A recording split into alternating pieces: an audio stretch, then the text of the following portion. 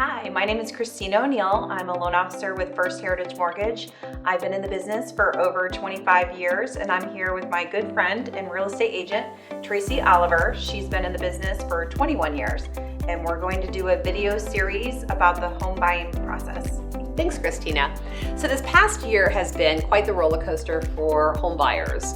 We've been in an environment with very low housing inventory, incredible low interest rates, and of course, a lot of buyer demand. And so buyers have found themselves in a competitive situation in a seller's market where they often find themselves competing against other buyers for one home. And this has been incredibly frustrating for buyers, especially first-time buyers, wondering how they're even going to be in a position to buy a home. So last year, there were 842,000 real estate transactions in the United States. And so that means 842,000 buyers had success in getting into their dream home. Yes, so it can be done. And what Kristina and I are going to do is walk through the stepping stones and the planning success for getting you as a buyer into that position so you can find your dream home. So Kristina, what would be the first step for any buyer getting started in the home buying process? The very first step, which is the most important step, is the pre-approval. So with a pre-approval, you complete the online application, we pull credit, we review your income, your assets, and we also review your credit report with you. And then we go over the checklist of what we need. So typically we need, if you're self-employed, we'll need a copy of your tax returns. If you're a W-2 employee, we'll need a copy of your W-2. This is kind of the stage where we try to figure out what you're gonna qualify for, but also how much you wanna put as a down payment, if you qualify for any specialty programs.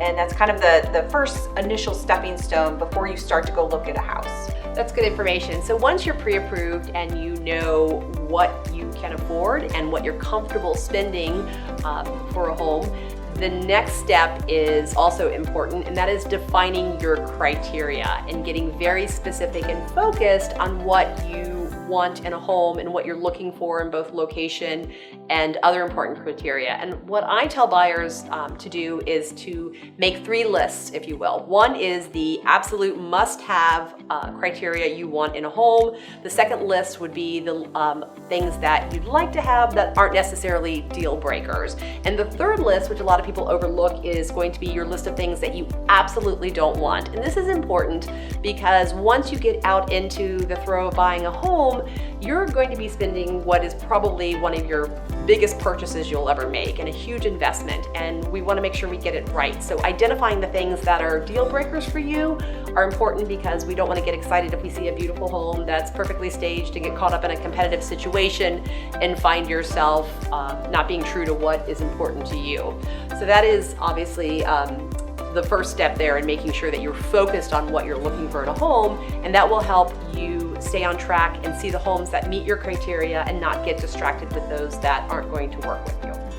And the next stage after that typically is where, once you've kind of narrowed down that search, you've got a little bit of a window of what you think your purchase price window would be. So we start to play with the numbers at that point. So you say you find 2 houses that you like. We create what's called an itemized fee sheet that will give you a breakdown of those costs. And that's really important because, for example, I don't cook. So I might qualify for one number on favor, but unfortunately, I don't want to change that habit just because I'm going to go buy a house. Then all of a sudden I'm going to have to start cooking because now I can't afford that payment. So we'll give you 2 different numbers. We'll give you your maximum qualification, but on top of that, then we'll work backwards and we'll work with what you feel comfortable with the payment, because just because we qualify you for higher doesn't necessarily mean that that's what you're comfortable with for a payment. So the phase after that, once we have that as well, and also knowing too, what type of house. Are you looking for a condo? There's typically condo association dues that go with that. You all have a townhouse, you're gonna have HOA dues that are gonna be associated with the townhouse as well.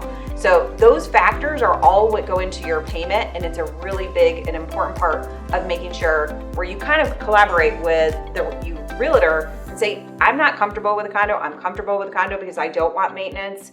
And those are the stages that you go in after you've decided that you're ready to go to the next step.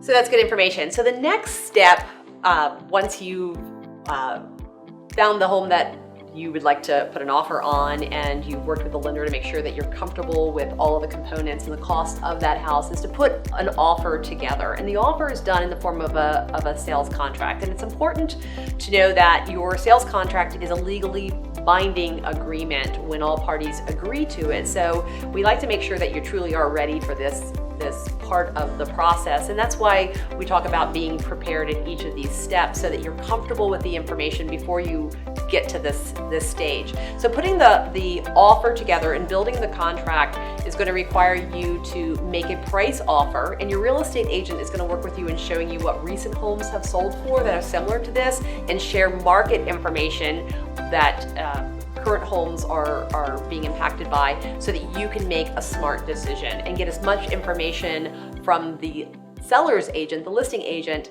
to be able to put that offer together that you feel comfortable with it. At the end of the day, the buyer needs to feel comfortable with what they're offering. If it is a competitive environment, that information should be taken into effect to make sure that you are going only as high as you still feel comfortable with, and you're okay if you lose that property if you don't go any higher. And it really is a decision that the buyers make. So your real estate agent is going to guide you with information, but you as the buyer are ultimately going to make that decision what you feel comfortable with in purchasing. And that's why having the relationship with a good lender is so key, because you're going to have all of the information to make that decision and how that fits into your lifestyle. So as we put this contract together, there's other components in there. There's contingencies and inspections, and we're going to talk about that probably in the next video that we do, but we wanted to just give this first video to show you the initial steps for getting started on purchasing your home.